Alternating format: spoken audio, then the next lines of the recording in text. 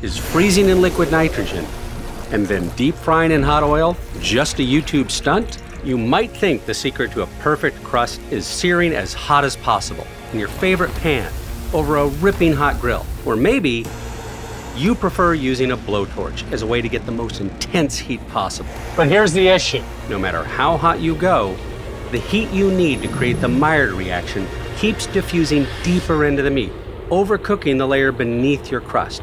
The only way to stop the flow of heat is with an insulator. Since meat is mostly water, we already have access to a perfect insulator. I'm hitting this ice with a 3,600 degree flame, and my hand is fine.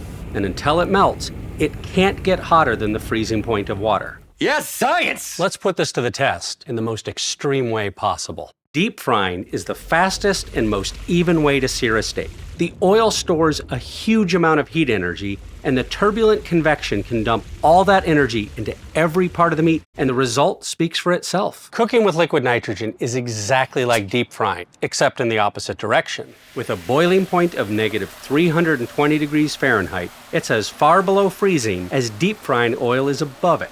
And it transfers heat out of the meat even faster than oil transfers heat into the meat. Then I can just freeze and fry for the same amount of time, and they should cancel out perfectly. I happen to have designed and built the perfect tool to do just this. My combustion predictive thermometer. It has 8 temperature sensors, with 7 of them evenly spaced along the probe so that I can measure how fast the freezing front is moving through this steak. I've cut this steak as thick as it is wide so that it freezes at about the same rate from top to bottom and side to side. Now I can just watch the temperatures plummet in the liquid nitrogen. The meat freezes at over 10 millimeters per minute. In 8 minutes, the meat is nearly as cold as the liquid nitrogen itself. It sounds like glass. And if you hit it really hard, it shatters like glass too. But freezing the whole thing solid isn't necessary or recommended. Just freeze it to the same depth that would otherwise overcook. Overcooking creeps inward at about 2 millimeters per minute while the surface is searing. So if your sear takes around 2 to 3 minutes per side, you'll end up with roughly 4 to 6 millimeters of overcooked meat beneath the crust. And since I know how fast liquid nitrogen freezes, I now have the timing for my perfect cryo-seared steak. Cook to medium rare as you prefer. 30 seconds in liquid nitrogen to freeze the outer 5 millimeters. 2 minutes in beef tallow at 400 degrees Fahrenheit.